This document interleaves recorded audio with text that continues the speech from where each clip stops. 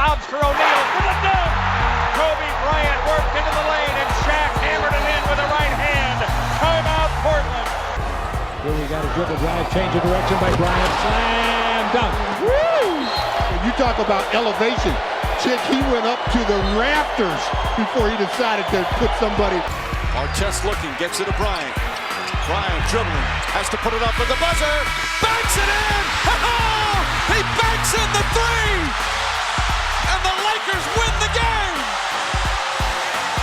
And that is just greatness personified. Rare are the moments that truly stop you where you stand. When you attempt to process news, it doesn't compute and still doesn't. Sunday was one of those days. Kobe Bryant has died in a helicopter crash at the age of 41. There were 9 people lost to the crash, including Bryant's 13-year-old daughter, Gianna. Madison Square Garden lit up in the Lakers uniform colors, purple and gold, to honor Kobe Bryant. Bryant and his 13-year-old daughter, Gianna, and 7 others were killed in a helicopter crash this morning in Calabasas, California, reportedly on their way to Gianna's travel basketball game. Bryant was 41 and one of the greatest players in the history of the NBA. A tragedy has befallen the world of basketball. Earlier today, at the age of 41, Kobe Bryant was killed in a helicopter crash. The NBA and the game of basketball will mourn this loss together. Please join us in a moment of silence for Kobe Bryant. Rest in peace, Mamba. And the cartoon red basement brother saying, "No, Yucky, I just don't feel like playing ball today." And she was crying. And that's the way I think a lot of us feel here tonight. Just don't feel like broadcasting. I know a lot of the players, excuse me, don't feel like playing. It's just a sad, sad day. Yeah, you're right, Mike. Like I said, it was like a shot, man, to you. So the players, a lot of these players don't know Michael Jordan as much as they know Kobe, so they idolize him. And now we're going to give a standing ovation. And what the players are doing, this happened in the game earlier, on the first possession for each team, they're going to take a 24-second violation in honor of number 24, Kobe Bryant. And as Trey peels off the warm-up in honor of his dearly departed friend, Kobe Bryant, he will start the game wearing uniform number 8. Wow. Wow. That's a great representation for Kobe Bryant. That's paying homage. Way to go, Trey.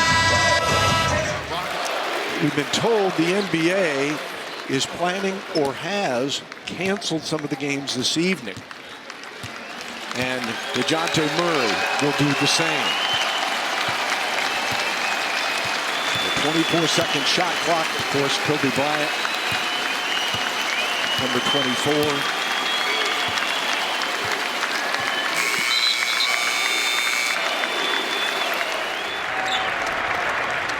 And you know what, Clyde, we all deal with death. But today, for basketball fans, Kobe represented the sport that we all love so much, like very few others have. In tribute to Kobe Bryant, as we've seen in San Antonio earlier tonight, these teams, respectively, will take a 24-second violation. And New Orleans, the microphone is yours.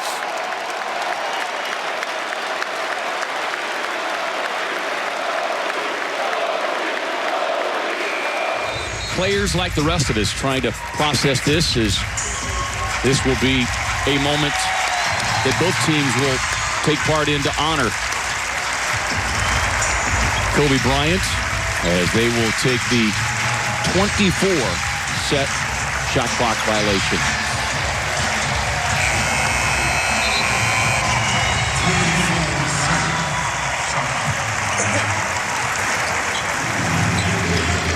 And what a great honor. Kobe had such an impact on this game. Ricky Rubio is going to take an 8-second violation to represent number 8 that Kobe wore early in his career. This is just a true testament of how tremendous Kobe was as a player, but also the impact that he had on these guys out here on the floor. They have decided that whoever wins the tip, and in this case Toronto, they are going to let the shot clock run out because of the number 24 to honor Kobe Bryant. Fitting. Appropriate. Is Fred VanVleet holding on to it, and the crowd recognizing what this means.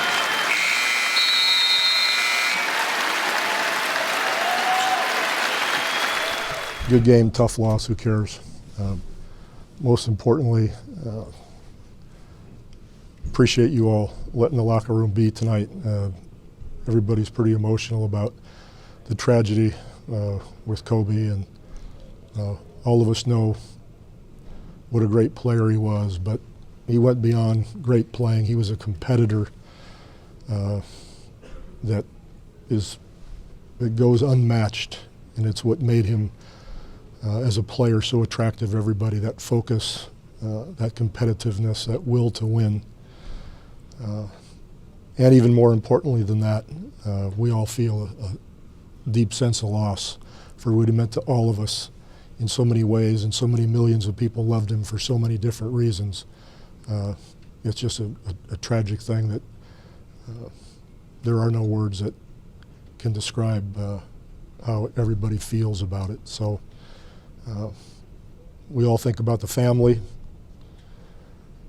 and the process that they're going to be going through now. That's where all our thoughts should be. He had that DNA that very few athletes can ever have. You know, the Tiger Woods and the Michael Jordans. You know, it's funny. I was getting to know him more since he retired. You know, yeah, this is a tough one. I don't. I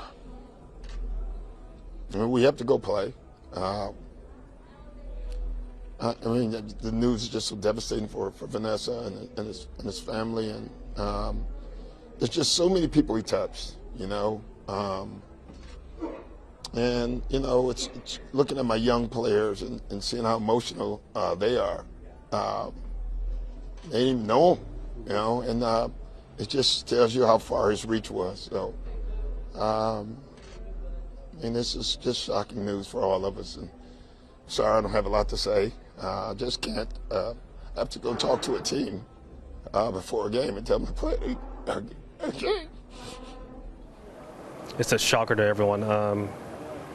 Unbelievably sad, and one of the more tragic days that I think, well, for me, it's just, the reality is kind of sitting in, because I was just told probably about 5 minutes ago. 20 years career, one of the worst days of my life. The only thing I can compare it to is I had a brother killed in Korea, and I'm just devastated by this news. And to watch him transform his life and career from this iconic player to have an enormous career in the media business, and to see him with his young kids, his young daughters, the joy that was in their eyes looking at their father, who obviously they loved, to the attention he paid to them, to his getting involved in promoting women's basketball. This was a man for all seasons. I'm at a loss for words. I mean, he was a great friend, the greatest players to ever play in this league that the league has ever seen. But more important, he was a great guy. He was a great guy. As a young boy, I met him when he was 11 or 12 years old. I was friends with his dad, Joe. We were former adversaries. Joe played for the 76ers, but he was a good friend and someone that I shared a friendship. And it's hard for me to understand now how this is affecting Joe and his wife. So to Kobe's family, I want to send my most sincere and heartfelt regrets and prayers. You know, I've known Kobe since he was 15 years old, and I was 16, playing AAU basketball. And we go through 18 years of competing and talking junk and about to fight each other. And congratulating each other and hating each other, enjoying each other. Today is one of the saddest days in my lifetime. It seems like a bad dream that you just want to wake up from. It's a nightmare.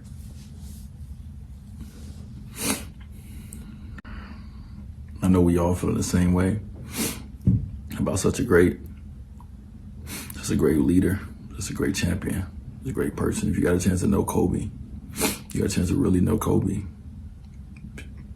Ain't nobody better, man.